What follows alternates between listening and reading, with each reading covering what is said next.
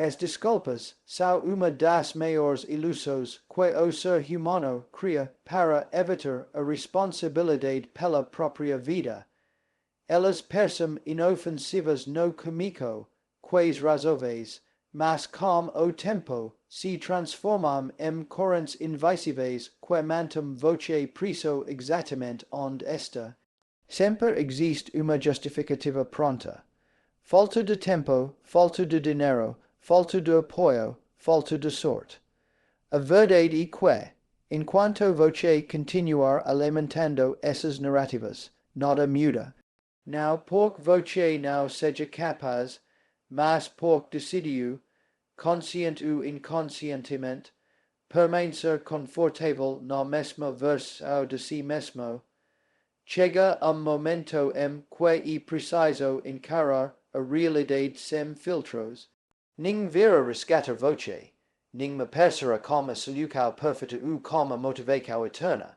A vida não espera que voce se sinta pronto. Ela simplesmente acontece. Quando voce entende isso, algo muda internamente.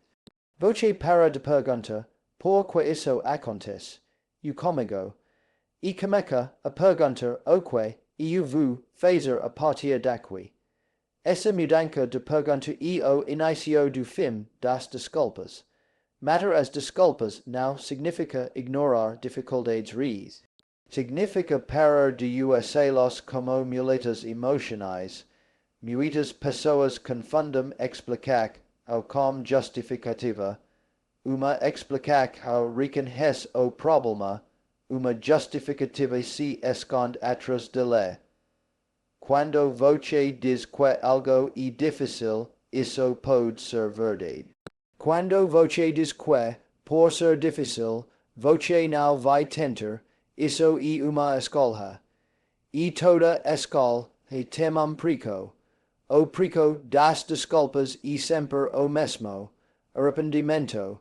Existe conforto perigoso em culpar fatores externos.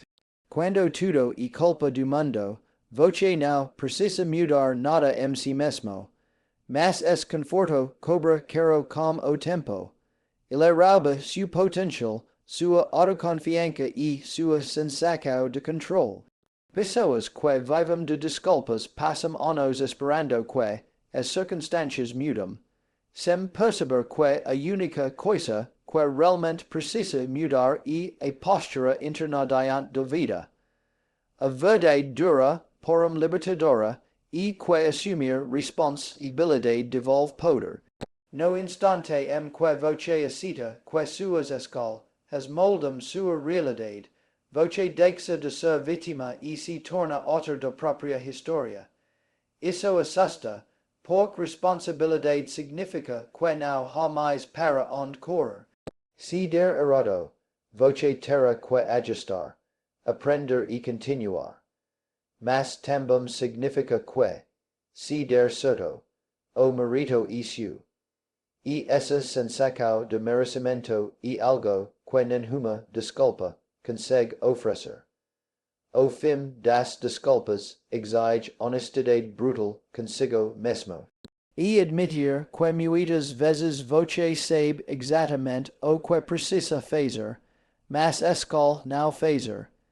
E reconhecer que o medo do fracasso, do julgamento ou do desconforto tem guiado suas decisões. Enquanto você não encarar esses medos, eles continuar, ou se disfarçando de desculpas inteligentes. A mente é criativa quando se trata de evitar mudanças. Quando você decide eliminar as desculpas, você não se torna perfeito. Você se torna consciente. Consciente de que não precisa sentir vontade para agir. Consciente de que esperar o momento ideal é uma forma elegante de procrastinar. Consciente de que progresso real nasce da ação imperfeita, repetida dia após dia. Essa consciência cria novo padrão interno, ou de agir a pesar das condições, não por causa delas. Cada desculpa que você abandona fortalece sua identidade. aos palcos, voce comeca a confire mais MC mesmo. Voce percebe que consegue fazer coisas difíceis, que consegue cumprir promessas feitas a si mesmo. E essa confiança muda tudo. Ela muda a forma como voce fala, como se comporta, como encara desafios. Pessoas ao seu redor começam a sentir essa mudança, mesmo que não saibam explicar exatamente o que aconteceu. Matter as desculpas também significa aceitar o desconforto como parte do crescimento. A versão antiga de voce buscava alívio imediato. A nova versão entende que desconforto é sinal de expansão. Quando voce para de fugir do esforço, da disciplina e da consistência, voce começa a construir uma força silenciosa. Uma força que não depende de motivação externa, mas de compromisso interno. No fundo, o fim das desculpas e auto de respeito próprio. E dizer a si mesmo, a vida é valiosa demais para ser desperdicada com justificativas. E escol, agir mesmo quando nin está olhando, mesmo quando o reconhecimento não vem, mesmo quando os resultados demoram. Esse o ponto de virada, porque a partir daí não importa o qual lento seja o progresso voce já saiu do lugar. E quando as desculpas moram, algo poderoso nasce, clareza sobre quem voce é, sobre o que quer e sobre o que precisa fazer. Essa clareza não grita, não chama atenção, mas guia cada decisão. E ela que marca o início da sua transformação. Antes de se tornar irreconhecível para o mundo, voce precisa se tornar inegável para si mesmo. E isso começa no momento exato em que voce decide não mentir, mas para si através das desculpas. Para se reinventar de verdade, é necessário confrontar a identidade que voce construiu ao longo dos anos. Essa identidade não surgiu do nada. Ela foi formada por experiências, crenças repetidas, hábitos automáticos e pelas histórias que voce contou a si mesmo inúmeras vezes. O problema é que, com o tempo, essas histórias deixam de ser apenas descritos do passado e passam a funcionar como limites invisíveis para o futuro. Voce começa a acreditar que é apenas assim, como se sua personalidade fosse algo fixo e imutável, quando na realidade ela é moldável. A identidade antiga se sente confortável, mesmo quando é dolorosa. Existe uma estranha sensação de segurança em continuar sendo quem voce sempre foi, porque o desconhecido exige coragem. Mudar significa abandonar versos de si mesmo que, por mais falhas que sejam, ainda são familiares. E por isso que tantas pessoas dizem querer transformação, mas resistem quando ela realmente começa a acontecer. Elas querem resultados novos sem abandonar comportamentos antigos. Quebrar a identidade antiga exige questionamento constante. Voce precisa observar seus pensamentos e perguntar: isso é realmente quem eu sou apenas quem eu me acostumei a ser? Muitas crenças limitantes operam no piloto automático. Frases como eu não sou bom nisso. Isso não é para mim. O eu sempre fui assim. Parecem inocentes, mas são contratos silenciosos como a mediocridade. Toda vez que voce repite essas frases, voce reforça a prisão mental que está tentando escapar. A reinvente Au comeca, quando voce perceb que now seus pensamentos, mas quem os observa. Es pequeno distanciamento, crea espaco para mudança. Vez de regir automaticamente como averso antiga feria, voce comeca a escal, her conscientemente como agir. No inicio, isso desconfortável exige esforço, porque voce está indo contra anos de condicionamento. Mas exatamente nesse desconforto que a nova identidade começa a nascer. Abandonar a identidade antiga não significa rejeitar sua história. Significa parar de permitir que ela defina seu futuro. Seu passado pode explicar onde voce está, mas não tem autoridade para decidir onde voce pode chegar. Quando voce entende isso, para de usar experiências passadas como desculpa para permanecer pequeno. Voce começa a usar essas experiências como aprendizado, não como sentença. Uma parte essencial desse processo é elencar acos como a pessoa que voce quer se tornar, não como quem voce foi. A identidade não muda primeiro, para depois as acos mudarem, e ao contrário, cada pequena ação consistente envia sinal ao seu cerebro sobre quem voce está se tornando. Quando voce age como alguém disciplinado, mesmo sem se sentir assim, voce está ensinando sua mente a citar essa nova identidade. Com o tempo, a antiga voz começa a perder força. Há menos conflito interno, menos auto-sabotagem.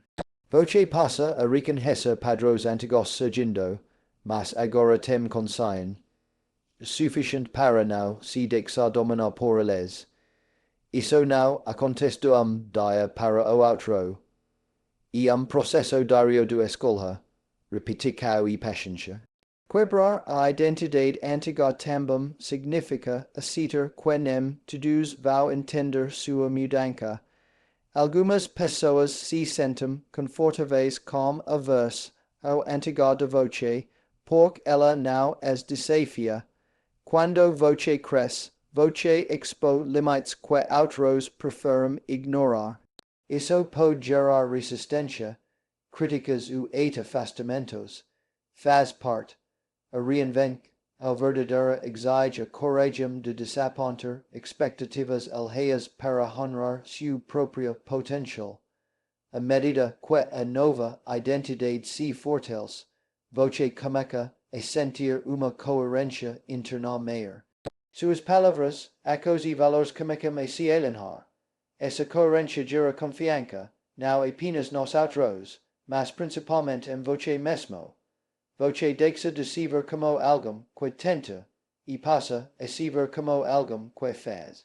No final, quebrar a identidade antiga e ato de libertação, e abandonar rótulos, histórias ultrapassadas e limites autoimpostos, e entender que voce não está se tornando outra pessoa, mas revelando partes de si que sempre estiveram ali, esperando por coragem e ação. Quando essa ruptura acontece, o caminho para se tornar irreconhecível deixa de ser impossível e passa a ser inevitável. A maioria das pessoas acredita que a mudança depende de motivação, quando na verdade ela depende de decisão. Motivação é instável, emotional e imprevisível. Ela aparece quando tudo está indo bem e desaparece diante do cansaço, da frustração ou da dúvida. Se voce espera se sentir motivado para agir, voce entrega o controle da sua vida às circunstâncias. A verdadeira transformação começa quando voce entende que disciplina não é punição e direção.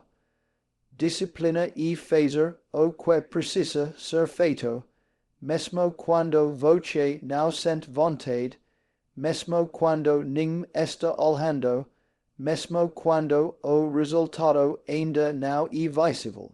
Ela não exige marco, exige compromisso, e justamente por isso que ela funciona. Enquanto a motivate, ao depende de fatores externos, a disciplina nasce de uma decisão, ao internar. Voce decide quem que se tornar e age de acordo com essa decisão, independentemente do seu humor. No inicio, a disciplina pers passada porque entra em conflito direto com a versão antiga de voce, que buscava conforto imediato. O cerebro humano prefere o conhecido, o fácil, o previsível. Criar novos hábitos exige energia e atenção, e isso gera resistência. Essa resistência é normal, mas não é sinal para. É sinal de que algo novo está sendo construído. Pequenos acos consistentes têm poder que muitos subestimam. Não é o esforço extremo ocasional que transforma uma vida, mas a repetição diária do básico bem feito.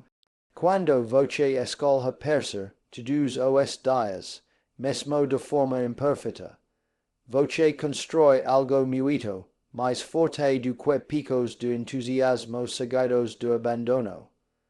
A disciplina cria uma base sólida sobre a qual a confiança cresce naturalmente.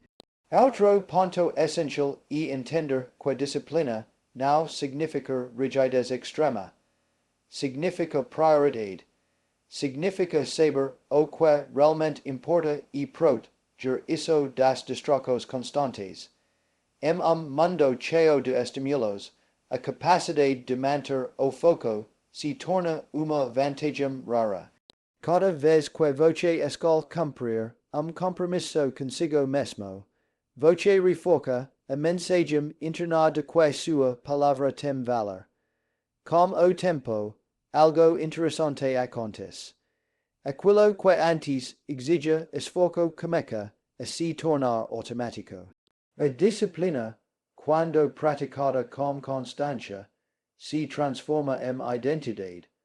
Você não tenta, mas ser consistente, você simplesmente é. Esse é o ponto em que muitas pessoas observam de fora e dizem que parece fácil, sem perceber o trabalho silencioso que foi feito nos bastidores.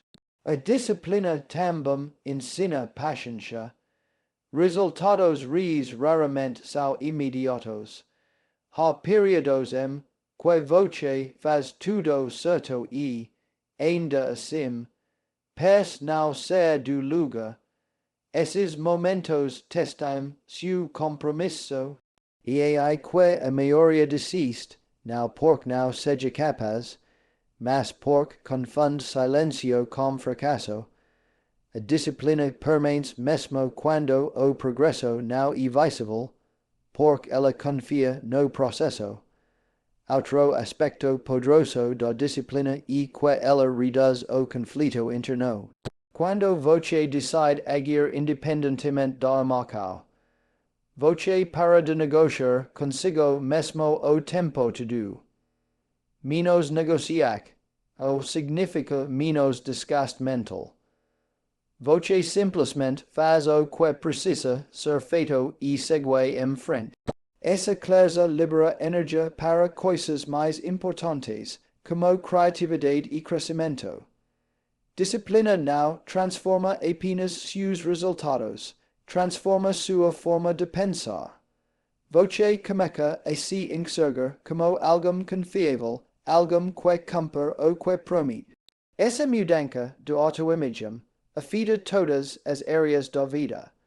Você se posiciona melhor, estabelece limites mais claros e passa a respeitar seu próprio tempo e esforço.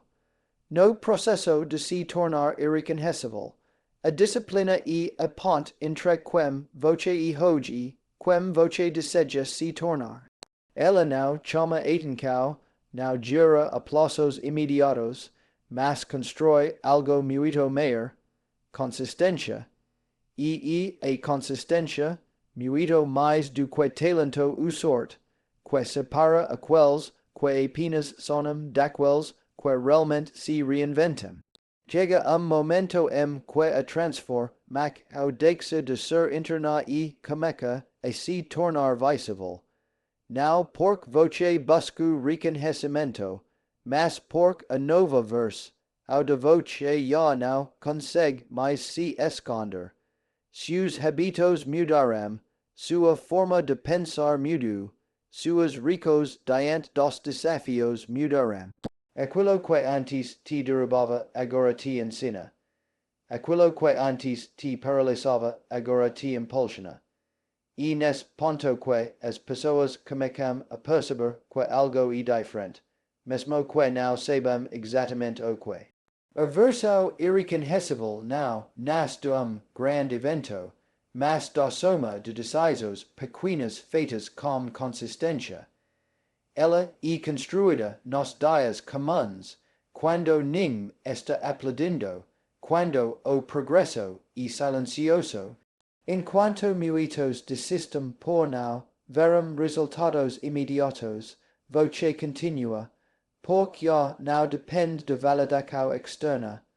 Sua motivação agora vem da identidade que voce construiu, não da opinião alheia. Uma das maiores mudanças dessa nova versão é a forma como voce lida com problemas. Em vez de reclamar ou fugir, voce assume responsabilidade e busca soluções. Voce entende que desafios não são sinais de que algo deu errado, mas parte inevitável do crescimento. Essa mentalidade muda completamente sua relação com o medo.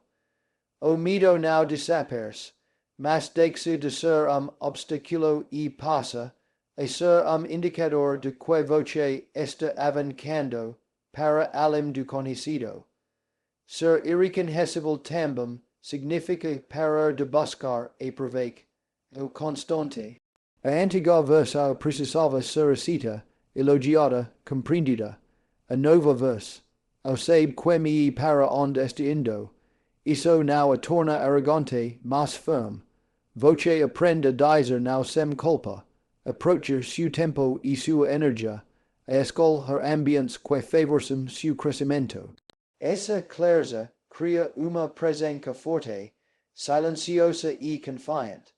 Com o tempo, voce percebe que não precisa mais provar nada para ninguém. A comparar ao perde forca porque voce entende que cada pessoa está em ritmo diferente. Voce passa a medir seu progresso em relação a quem voce era ontem, não em relação aos outros. Essa mudança traz paz. Uma paz que não depende de circunstâncias externas, mas de alinhamento interno. A versão irreconhecível também entende que o processo nunca termina. Não existe ponto final chamado pronto. Crescimento é compromisso continuo. Voce se adapta, ajusta rotas, aprende com erros e segue em frente. Em vez de se frustrar com recaídas ocasionais, voce as vê como parte do caminho, não como fracasso. Essa maturidade emocional é dos sinais mais claros do evolução. Outra característica marcante dessa nova versão é a capacidade de agir mesmo em silêncio. Voce já não sente necessidade de anunciar planos ou explicar escolhas. Voce deixa que os resultados falem por si. Isso não é frieza e foco. Energia que antes era gasta tentando convencer os outros agora é usada para construir a vida que voce quer.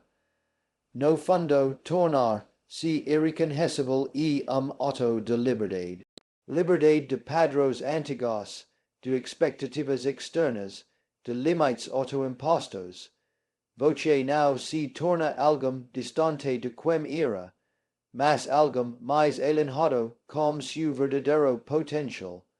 a antigar verse, o cumpriu seu papel, mas eu now define quem voce e quando voce olha para trás, percebe que a maior vitória não foi mudar a opinião das pessoas, mas mudar a forma como voce se vê. Voce se respeita mais, confia mais em si mesmo e sabe que, independentemente do que aconteça, é capaz de se reinventar novamente.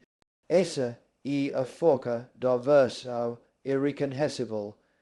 Ela não depende de circunstâncias, porque foi construída de dentro para fora.